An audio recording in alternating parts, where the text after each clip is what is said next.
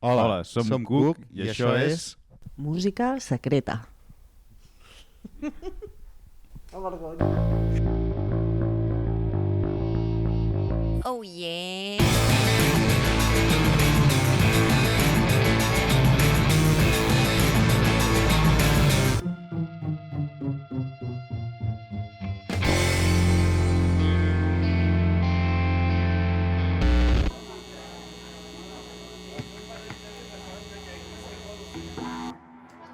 Sí, depèn del tècnic de so i de la sala, sempre impacta més o menys en el públic. És que el post-rock ha de sonar bé i hem de sonar bé, nosaltres hem de tocar bé també, perquè si no...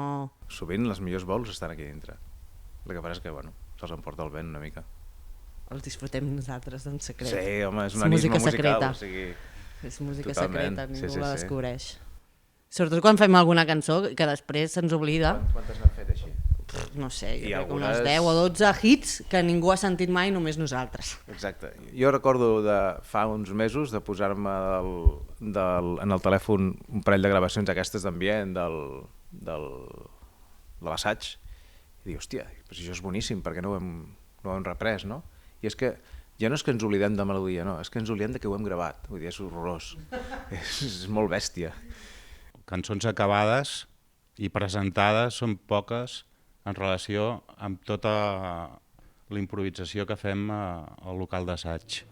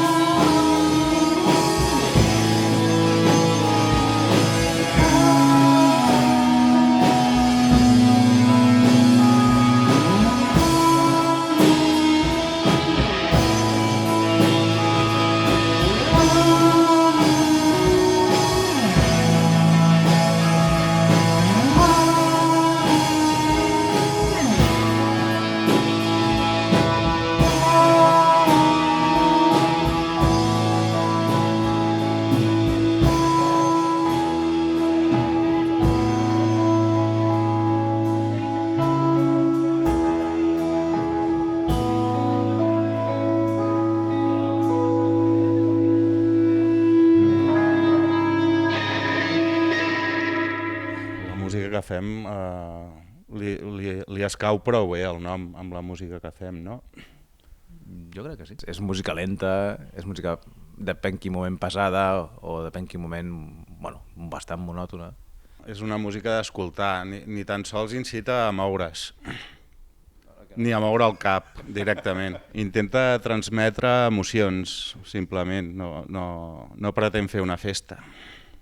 Per molta gent pues, serà com un viatge o... A mi el que m'agrada també del que fem aquí és que surt bastant dels budells. Vull dir, és allò, vas tocant i toques el que et ve de gust tocar, no intentes imitar ningú, i les influències les té tothom simplement per on ha nascut. Vull dir, que les influències musicals són importants, molt, però és més per el que aprens que no pas pel que es transmets després, perquè tu el transformes d'una manera que és reconeixible. El que he après també de tocar amb Cook és això, que el nivell d'intensitat no necessàriament vol dir ni volum ni soroll. I això és el que... Quan tu penses que algú és, hòstia, que xulo, quina intensitat, perquè li està fotent molta canya per volum o per soroll, no té per què ser el moment més intens. De vegades el moment més intens és una nota molt subtil que encaixa molt bé amb un altre, que encaixa molt bé amb un toc de bateria, i hòstia, allò és deliciós, i és molt, molt més potent que una hòstia en plan bèstia o que dos quintes, no, sonant allà en consonància. Vull dir, que sí, pot ser molt impressionant a nivell de soroll, etc, però que no signifiquen tant. La gràcia és la combinació dels tres i el que cadascú aporta amb el sentiment, no amb la tècnica, perquè no som grans músics virtuosos ni tècnics, sinó que simplement fem coses efectives, senzilles i que ens surten a nosaltres, sense cap més pretensió que aquesta. Bueno, és això, no? Quan no tens estris, al final ets més original, ets més artesà, saps? Vull dir, l'important no són les eines, sinó el qui les fa servir.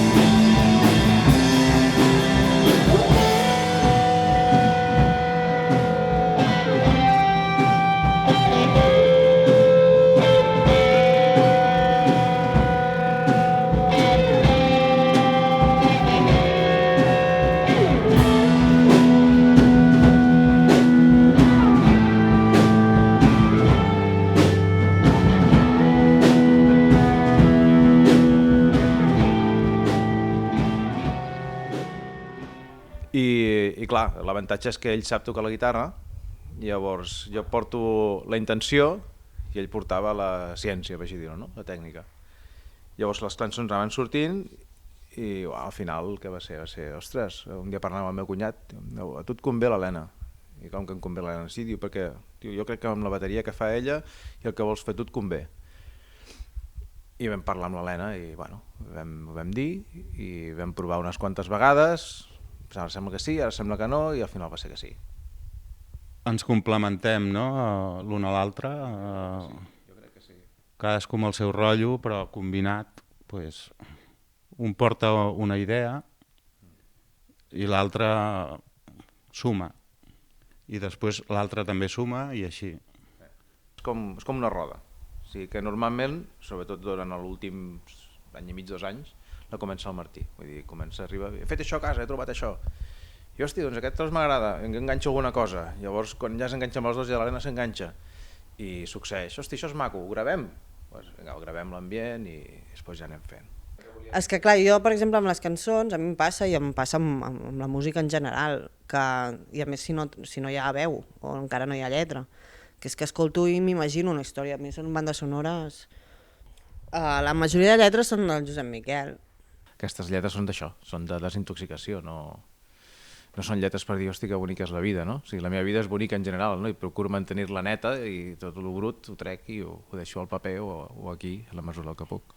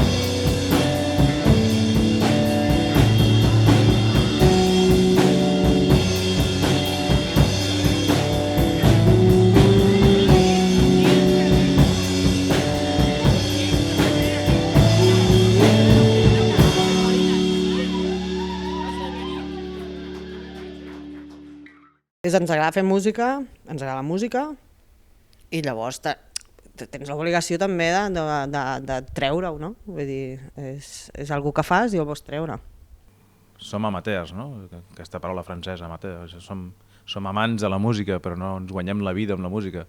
Aquí els objectius és fer una cosa que ens agrada i que inclús, tenint en compte que el públic que pugui venir ens importa relativament poc en el sentit de quantitat, vull dir, volem gent que senti el mateix que nosaltres, però no farem una cosa diferent a la que sentim perquè portem més gent.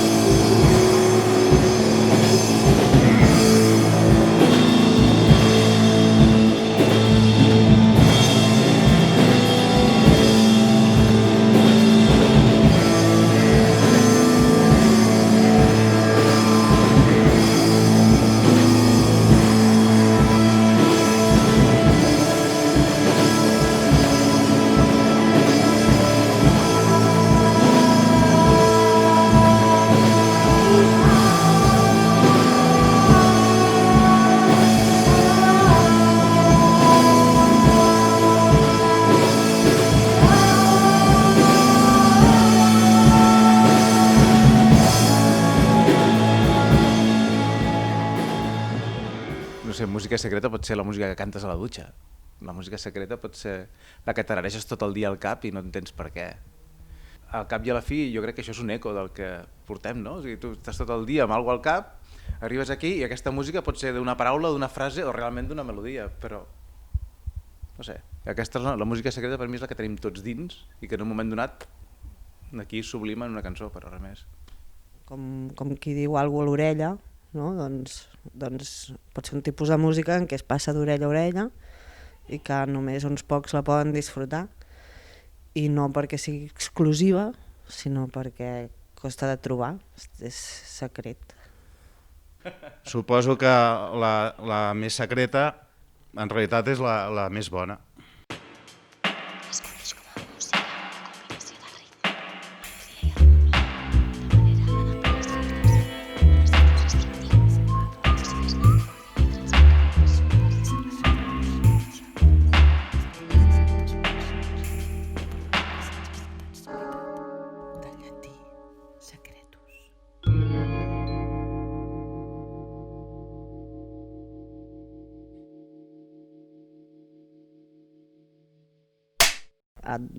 Estèreo, de dreta i esquerra.